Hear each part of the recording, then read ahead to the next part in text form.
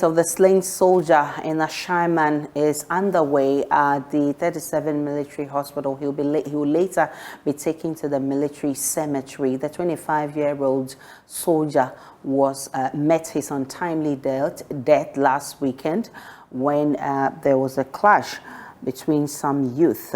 Dozens of residents, mainly the youth, bikers and other private road users, were randomly stopped and brutalized by the soldiers in the process.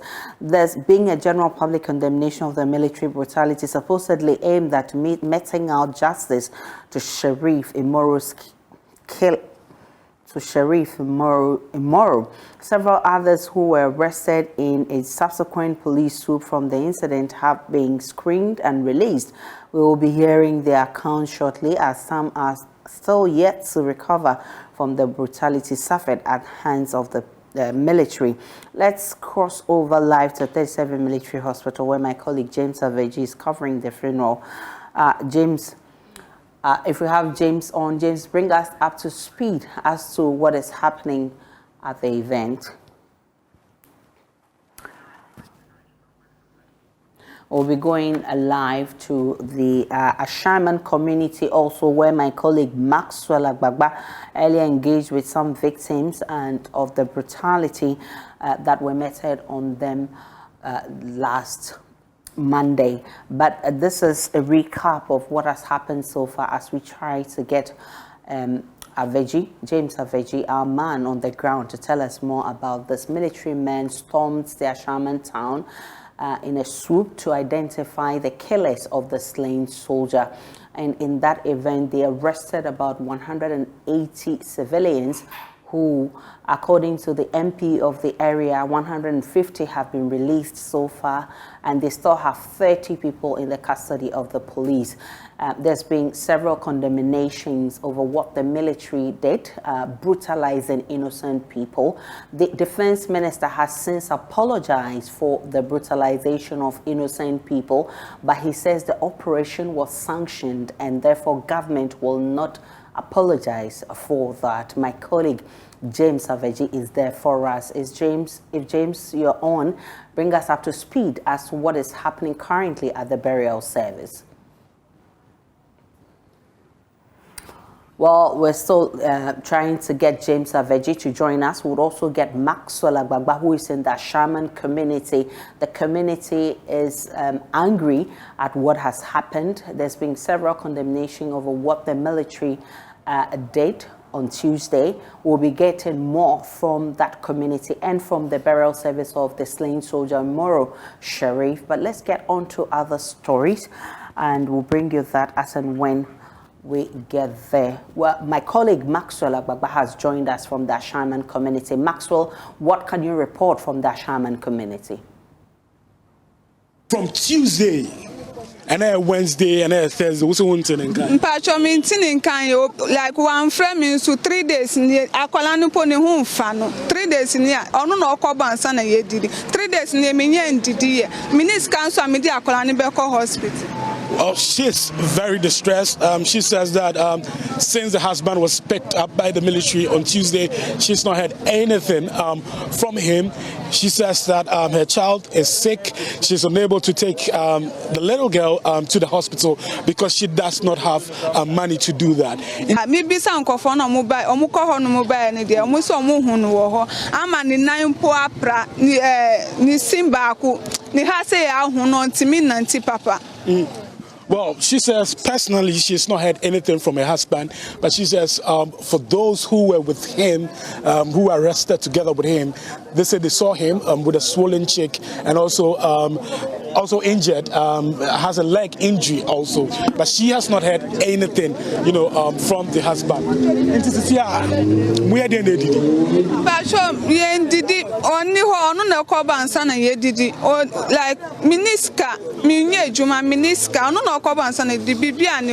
Since he was taken away, she has not eaten. Her child also, is very difficult for them to buy something to eat because the husband is the breadwinner of the family.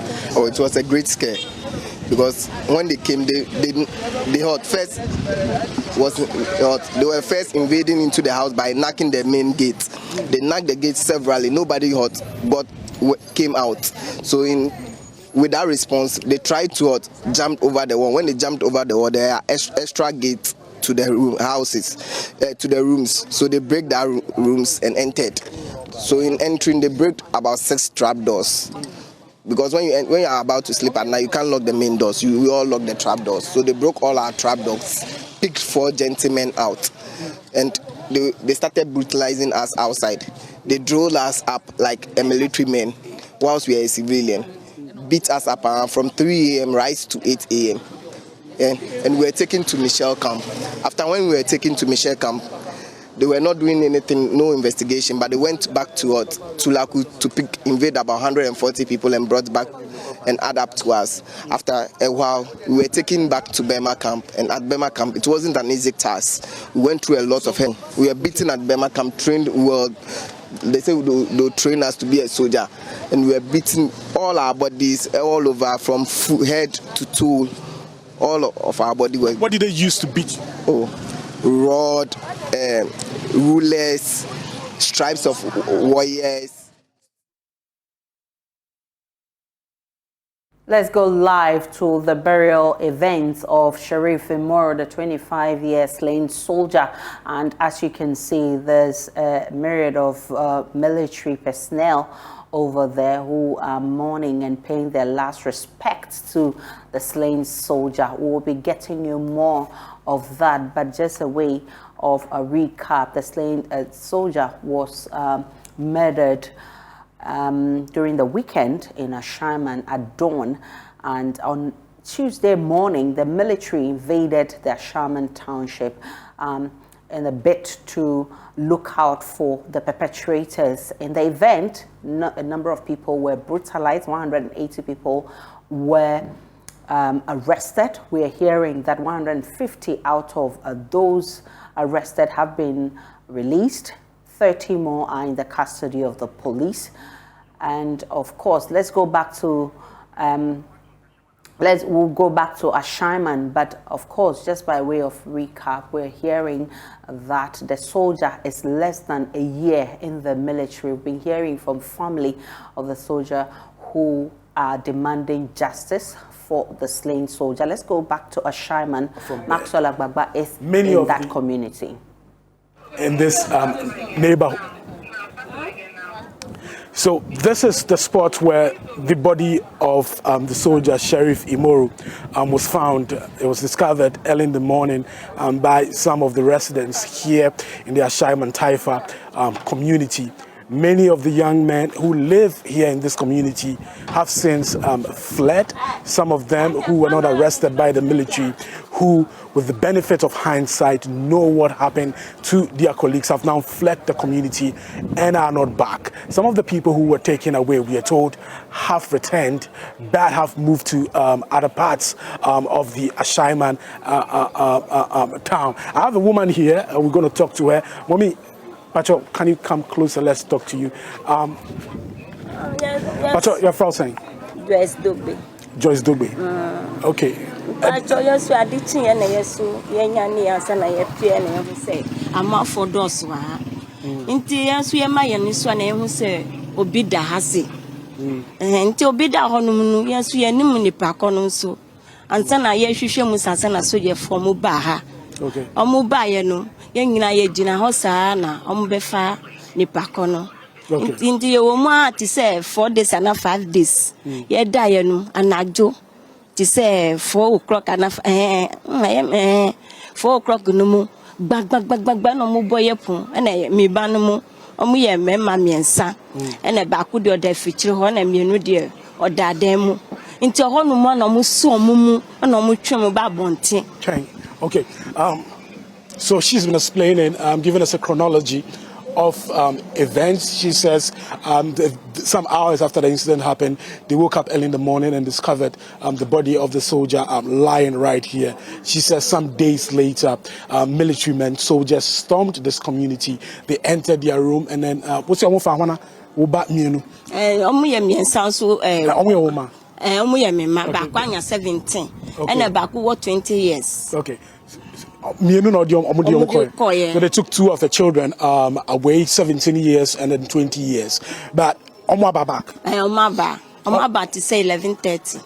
And right. And Nana. Okay. She says they've been released and they're now back home. They came back around 11:30 yesterday in the evening. Omo catch your idea, omo call, and then need omo call your omo. Maka, omo so ma bu omo safita no pa ba kun de owohwa yare kitiwa no ni hwa ye ni ya nti wan de disa enwume obo adichin ya omo ba ye na nado no omo popuse nti wan didi nti asana me ompopusa na me koto adroma no asana me force na me ma no koko onu mo ye nti o say yedi omo call no omo bu omo so omo panya sa hu na chi ni tu ni nya ye moja nko a panyinu so omo abubo ni ni joint ni mu sa onu so onante ana onante woni nan so ono kasa so wanya problem accident bi wo omo kodwuma omo ye tarazo dwuma we na twa na ha nti ye de no ko hospital nti anya wuye nti ansa na de no we saka ho nti aya de ye di ma ye pa nti de otosu miensa no do ma bubu ni den no kranti ko ho ho no ma nya sem. So you heard the resident from that community of Hashama explaining the ordeal that her children went through with the military that invaded the community on Tuesday. She says that her 2 children were affected. One of them is already ill, who had not eaten at the time that the military people stormed the area. They beat him to pulp. She says that there are a lot of bruises on his body. Let's take you back to the burial ceremony where you can see the live feeds there. The slain soldier Sharif Umaro is about to be buried according to Muslim traditional practice. You can see that some Muslim clerics assisting the military to actually do that. And of course, he's a 25-year military personnel. He's been less than a year in the military. We're told that he was murdered during the weekend, and that actually led to a military invasion to that community on Tuesday. We're just hearing of how people were brutalized by the military. The defense minister has since apologized to innocent people who were brutalized during the operation, but he says that operation was sanctioned because they wanted to fish out the perpetrators of that heinous crime. So just as you can see on your screens, that's the 37 military cemetery where the slain soldier is being buried according to Islamic traditional practice. We'll be getting more from our correspondent James Aveji, who's been there. There are a lot of people who are eulogizing the young man. They've described him as a hero. We'll be hearing more of that, but that's the situation that led to his burial. It's unclear what led to this, the soldier being murdered, but we're told that the crime was committed by some young people. So 180 people were arrested on Tuesday when the military evaded that community. 150 out of the 180 have since been released. We're told that there are still 30 of them, but you heard a resident from Hashama describing the kind of beatings that people received from the military when they invaded that community. She said that one of her children had already been involved in an accident and it was in the process of healing, but through that act he's unable to walk. She says that he's limping as we speak. She also talked about one of her children who has a disease, hernia, and also had not eaten even at the time the military invaded the place. And she said that he was beaten to pulp. She's seen a lot of bruises on his body. We'll definitely go back to that town because there is some kind of fear in that community. The MP of the area, Ernest Nogbe, has says that they will go to court to demand justice for what has happened. But the defense minister, Deputy Defense Minister Ajiman, has also apologized for the brutalization of the innocent people who were involved in this whole incident. But he says that the operation was sanctioned and he will not apologize for that operation because it's an order that came from above. So, but then he says in the process, those who were brutalized innocently, that he will apologize for. So he's been justifying the operation. He says it was sanctioned to actually fish out those who committed this crime. And you can see the military at the cemetery paying their last respect to the slain soldier. Some have described him as a hero, even though he hasn't been long in the military. Definitely, we will be getting a lot more from the burial service. We'll be getting more from the community, but also we are also hearing fresh from the MP for Bon Katamanso, who is Joseph Akwete. He says that it's not only the residents of Hashama who were brutalized by the military, but he says that they went into his constituency as well. That's Bon Katamanso constituency, and forced some of his constituents to consume cow excreta.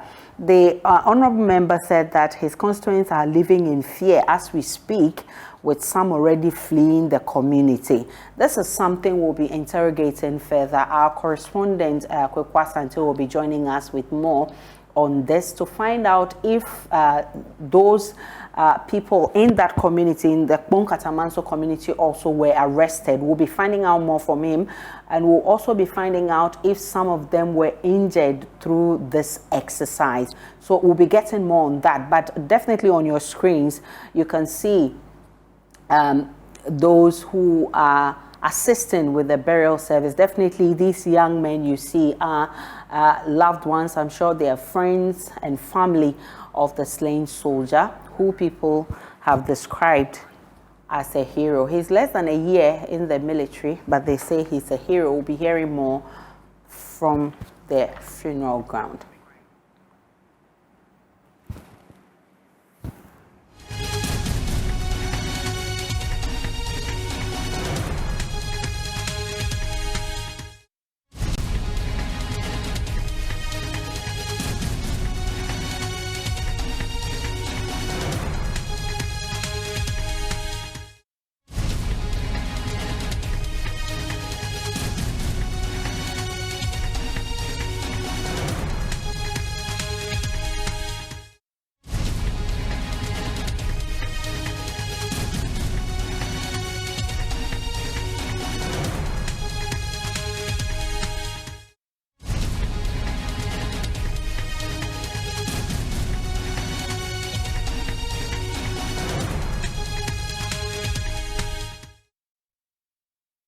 So that was Saints, the 37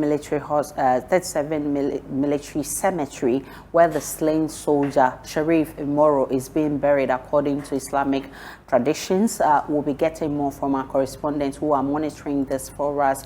But before then, let's talk about in 2017, when President Akufo-Addo initiated the 1D1F policy to change the nature of Ghana's economy from one which is dependent on import and export of raw materials to one which is focused on manufacturing and industrialization. The government, through Exim Bank and other financial institutions, gave support to some companies to help actualize the policy of government, but some of the companies have been forced to shut down. They are accusing Exim Bank for reneging on its promise to fully support them. Here are excerpts of a hotline documentary, One District, Some Factories. The incorporation was done in 2014, October, but the actual operation started in 2015 in terms of the land development and then the construction of a dam. This took us up to early 2018 when the government policy of 1D1F came into effect. And then we did a proposal which ended up in the Exim Bank for a new factory to be built, which has been completed as we speak. Ebenezer Obin-Bafo is the Chief Executive Officer of Casa de Europa, a factory established under the government's One District, One Factory project. the company was established to process the fresh roots of the orange flesh sweet potato.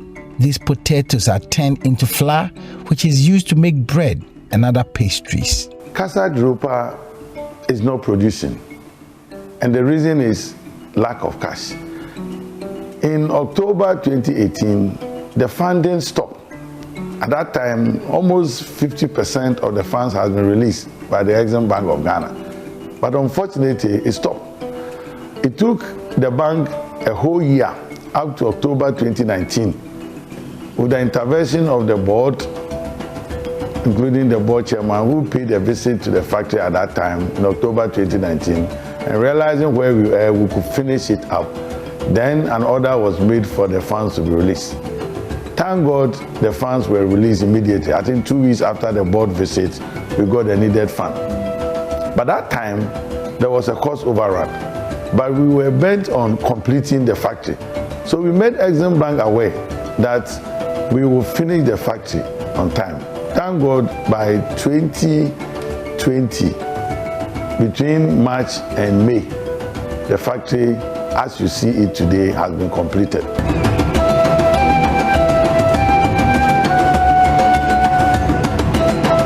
Petersfield and Rail Limited is a manufacturing company under the One District, One Factory, established in 2018. It was established to produce high-quality natural fruit juice. We started building this factory way back in 2014, and with the help of Exim Bank, we were able to complete it in the year 2018, and also we needed some form of more capital to make our operations functional and also profitable. They even sent some experts to come and see our needs, then report back to Exim Bank. But nothing has been heard from them since, I think it's about 2 years ago. Today is 27th. They're expected to be paid by the end of the month. I don't know where I'm going to conjure the cash to pay them. Fuel bills have built up. Electricity came to disconnect just this afternoon. I had to go into my own resources to go and pay for them to reconnect the electricity. I don't know. Let's go back to the Shaman story and talk about the Member of Parliament for Katamanso, who says that the military did not only evade Shaman, but they also went to his constituency and brutalized his constituents. My colleague Kwekwa Sante, who is a parliamentary affairs correspondent, has joined us with more. Kweku, how has he been explaining this? His constituents, were they also arrested? Indeed. Shall we all return? Brothers and sisters, we all know the at this slaughter. He says this is something that he is not happy about and that he wants some action to be taken. But ultimately, he says that people are living we lost you early. And start all over again. So the point I'm making is that according to Joseph Akwetete, there is a slaughter in his constituency, the Pum Katamanso, where these military men went and asked these people who worked during the slaughter to consume the cow dung, so to speak. He says this is something that has traumatized the community. People are worried about that situation, and some are actually fleeing the town whenever they see military vehicles around. It's almost as though these persons are coming to attack again, and they are very worried about the situation. So he's trying to make the point that this is not only something that is happening in the Shaman constituency. This is something that happened close by in the Pum Katamanso constituency. This is something that he's not happy about, and he is joining calls by his colleague, the Shaman MP. Parliament should take a much keen interest in this issue to be able to address it. Were there injuries recorded in his constituency as well? Indeed, he says that a lot of injuries were recorded, and that as MP, he has been trying to to sort out the medical record of all these persons. Some of them have gone to the hospital. Some of them are actually, leaving the town because of what has just happened. And so the Shaman MP intends to go to court. Is he joining forces with the Shaman MP to go to court over the matter? So they are in talks. They are in talks, and there are an array of options that are available to them. Indeed, a lot of people, including a professor of law at the University of Ghana Law School, have said that these individuals should be able to go to court to demand that some action is taken against the military, to demand compensation, among other things. So he says all these options are still available to him and his colleague, the Shaman MP.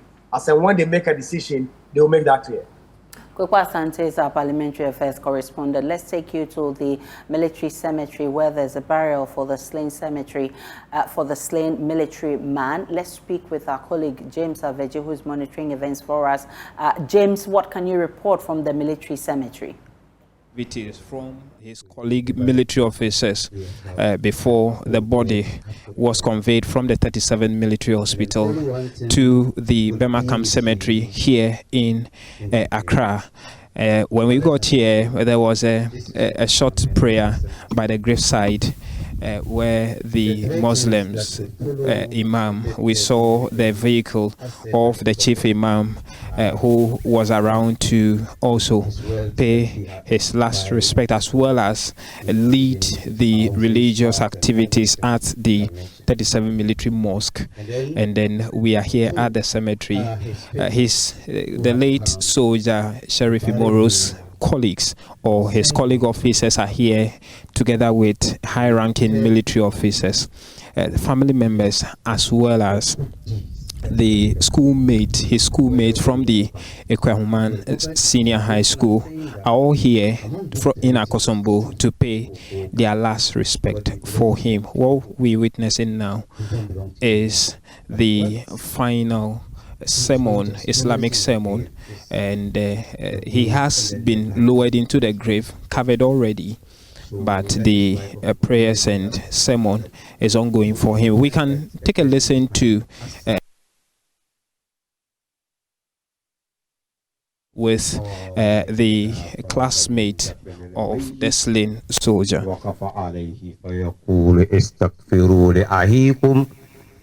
وصلوا له تثبيتا فإنه الآن يسأل أو واسألوا له تثبيتا فإنه الآن يسأل.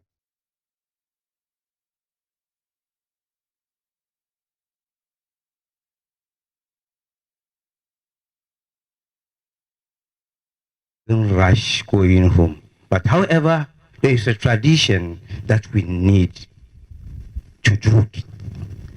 And this tradition are to pray for him in order to be able to answer the questions of those angels in the grave who are coming to interrogate with him.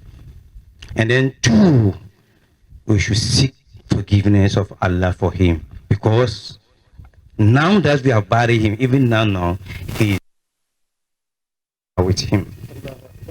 They are with him. That is why Prophet Muhammad is saying that Hasibu anfusakum kabla an tuhasabu. Kind should judge themselves before the final judgment. Hasibu anfusakum kabla an tuhasabu. That we should judge ourselves before Allah the Almighty will judge us in this grave. Whether you like it or not, or what you have, you will leave it. One day, you will also be in this posture. So Almighty Allah. Well, may his soul rest in perfect peace. So other stories in our Ghana Man series abroad in Ghana language is called Ablochi.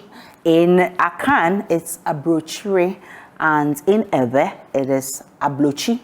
But do you know the origin of how Ablochi was formed? In this edition of Ghana Man series, Kojo Yangsen speaks to an expert from Fort Presenstein in Keta, who's got answers to these questions.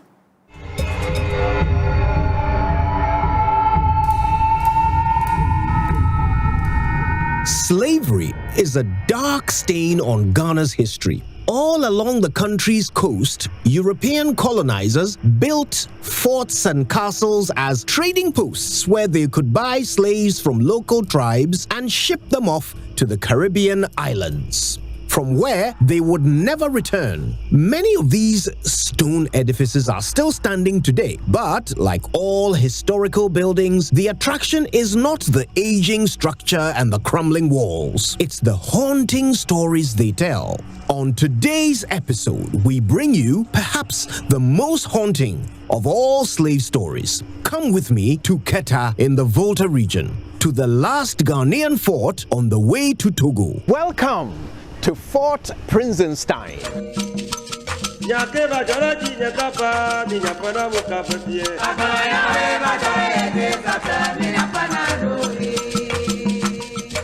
Under the care of the Ghana Museums and Monuments Board, Fort Prinsenstein, or what is left of it, receives daily visitors from around the world. But there is something unique about the role this particular fort played in Ghana's sordid slavery story. Efo Akoli knows all about it. This tool was taken from the chiefs. You know, when they came here, they sought permission from the chiefs. And when they are putting up the fort, they realized that they are converting the fort into a slave post. So our people stood against them. Toby Degeni said no, they will not allow them to continue the building. So Toby Degeni was killed. That made our people move from here to where they are now, Agbosuma. And that's why they celebrate the Keta Soma Tutuzan over there. So the people of Agbosuma were originally here. Exactly. And the Danes killed the chief and sacked the people and kept the stool. Yes, they took the stool from the palace and it has been kept over here. So the people of Agbosuma spotted the Danish governor along the coast of Hedana Denu. So he was captured. And so they make him the idol over there in the back of the Denu market. So when you go to the back of the Denu market, you see some big idol. It contained the remains of the Danish governor at that time. So when he was captured, he never made it back here? No, they killed him there? They killed him. Because he was the one who killed their chief. That's fascinating. When they buy the slaves were taken across the Atlantic. And those slaves never come back. And our people start calling those from outside, they are from Abluchimini, Oblo, Ovachi, meaning they have deceived them by taking them there without coming back. Oblo, Ovachi. And that's where the Abluchi came from. Yeah. You see, that actually makes more sense than the explanation that we, the Akans, have for the word Abluchi. Where you hear people say a bronechi or whatever. This makes more sense. Oblo, Ovachi. So you deceived us and they will never return. Exactly. And those are the chains you can see over there. We used to chain their neck, their leg in those days. And also they realized that some of our forefathers, people from Togo, they have powers. They lean on the wall, they will just incastate some words and vanish. So they put mercury in between the walls. And that stops them from doing that. Exactly. That was the antidote at that time.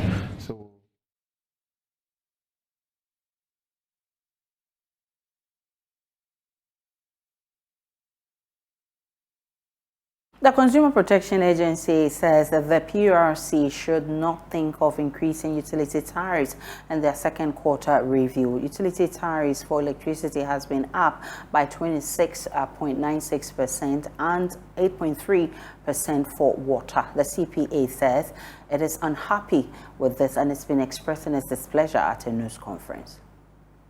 The Consumer Protection Agency says it has for months observed the struggles of the everyday consumer in having access to uninterrupted supply of water and electricity. Kofi Kapito is Chief Executive Officer. It looks like anytime we hear the PRC, they are here to tell us that tariffs are going to go up or they've agreed and increased the tariffs, which is a mandate or a role that they are supposed to play. Unfortunately, they are also supposed to protect the right of the consumer,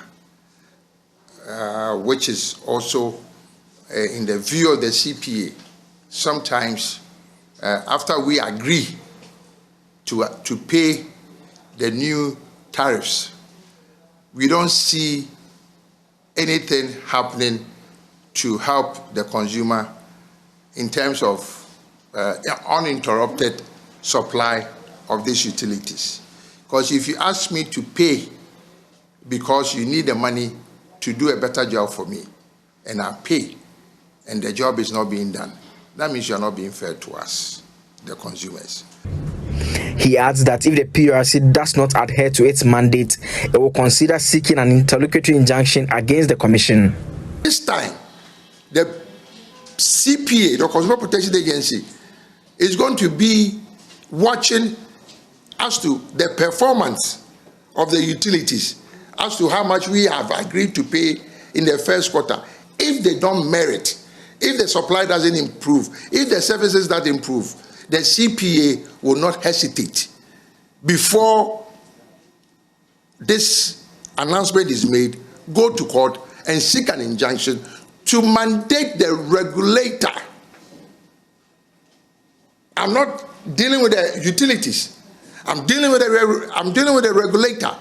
It is the job of the regulator to make sure, it's just like you giving your wife chop money this morning, or your husband, as now in these days is allowed, or your husband money, and then to cook dinner for you, and you come home and there's no dinner.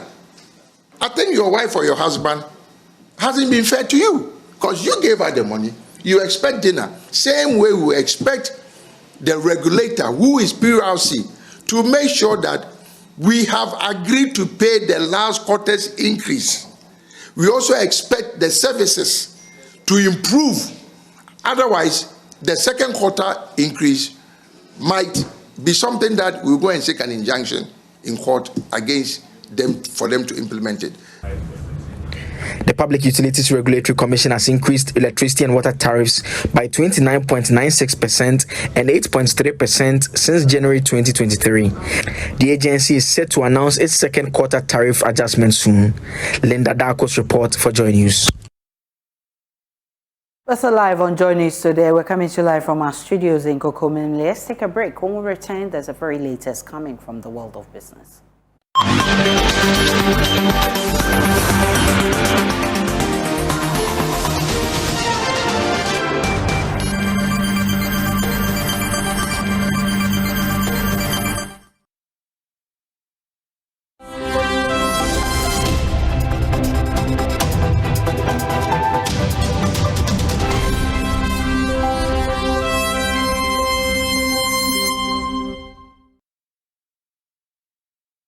Hello, good afternoon, and warm welcome to the business segment on JoyNews today with me, Pius Kojobaka. 10 startups in Kumasi have completed a 6-month business development incubation training. Now, beneficiary entrepreneurs were introduced and supported to develop their green business plans and improve access to funding. There's more in this report.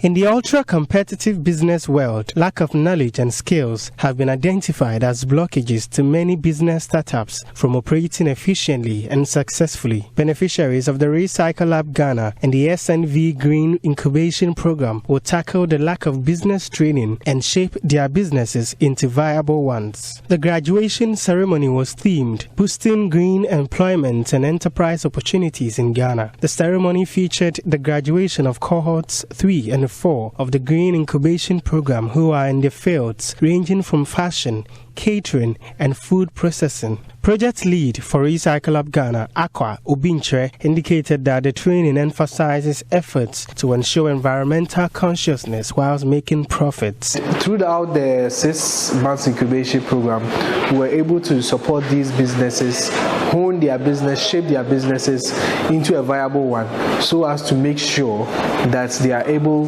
to make the 3 P's happen.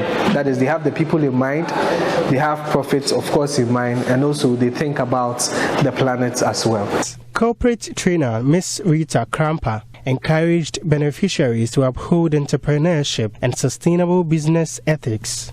You can also create jobs to be an employer and also create jobs for other people. And then people will rather come to apply to you. And by so doing, you've created a job and you recreate just as you told your story. Respect time of your employees, time of your team, your customers, your business partners. When they say 2 o'clock, it is not 2:30.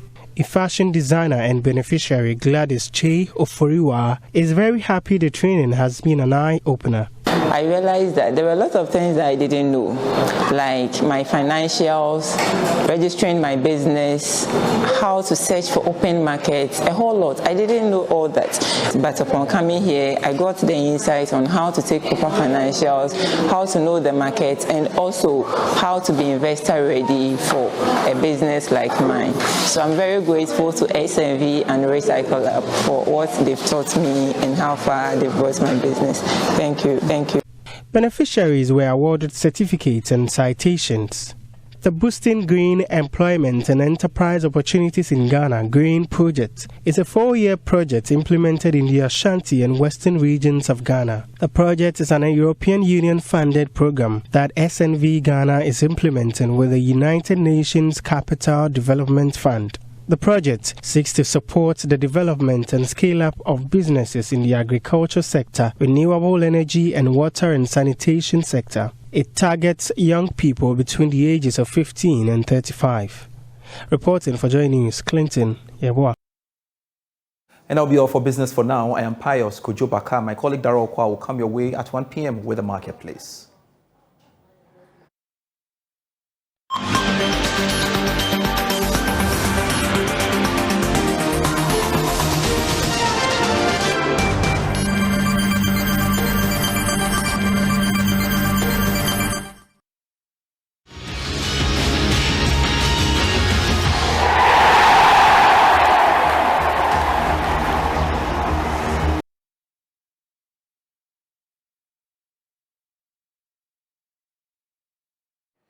Let's do sports now on JoyNews today with me, Muftau Nabila Abdullah. Black Stars head coach Chris Hilton has named his first squad for the Africa Cup of Nations qualifiers that starts on March 23. The senior national team will come up against Angola on March day 3 of the competition, and Chris Hilton has assembled a group of players he deems good enough to represent the country. Goalkeepers are Lawrence Atizigi, Abdul Manaf Nuruddin and Joseph Wallacott, he was not part of the Black Stars squad for the FIFA World Cup. There is a place for Tariq Lamptey, Dennis Odoy, Gideon Mensah, Patrick Pozo, who is making a return to the senior national team, Daniel Amate, Joseph Edu, Mohamed Salisu, and Alexander Juku. Bauraman has been dropped from the squad. And midfielders, Thomas Partey, Majid Ashumero also makes a return after his first call-up under CK Akono, which happened in September 2021. There's also a place for Abdul Salis Samed and Edmond Ado. For wingers, Jordan Ayew, Osman Bukari, Joseph Pencil, who was dropped from the final squad for the FIFA World Cup in Qatar, makes a return to the senior national team. Kamaldeen Suleimana and Ransford Yeboah. These are the wingers called up by Chris Hilton. For the strikers, Mohamed Kudus, Andre Ayew, Kamal Sowa, Inaki Williams, and Antoine Semenyo. These are the players assembled by Chris Hilton for that contest at the Baba Yara Sports Stadium on March 23. The second leg of that game, of that qualifier, will be happening on March 27 in Angola.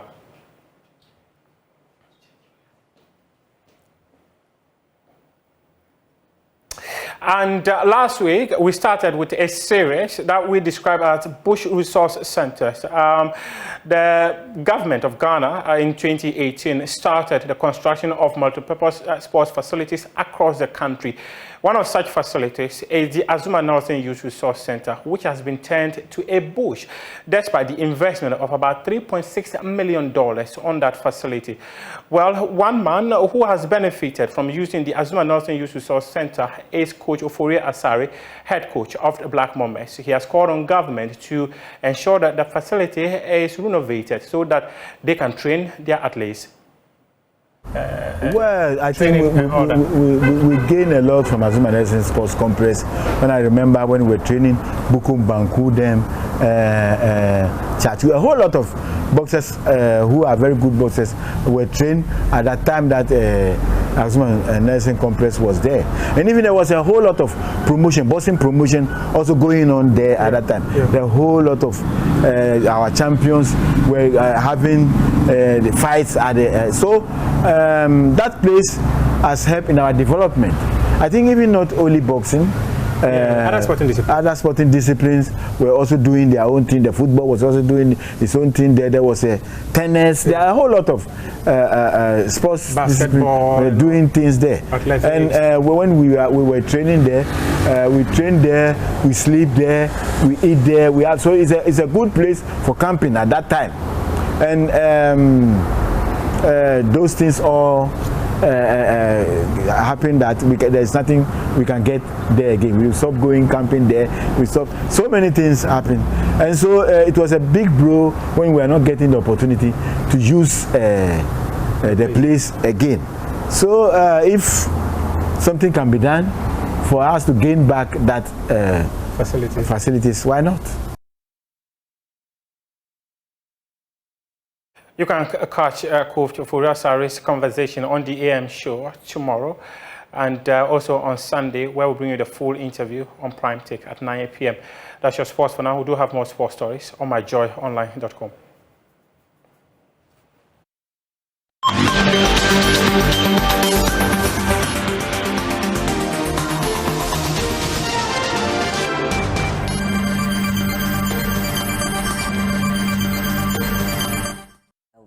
That'll be it for the bulletin this afternoon. My name is Aisha Ibrahim. Log on to myjoyonline.com. There's more of the news and updates of all the developing stories to enjoy the rest of our programs.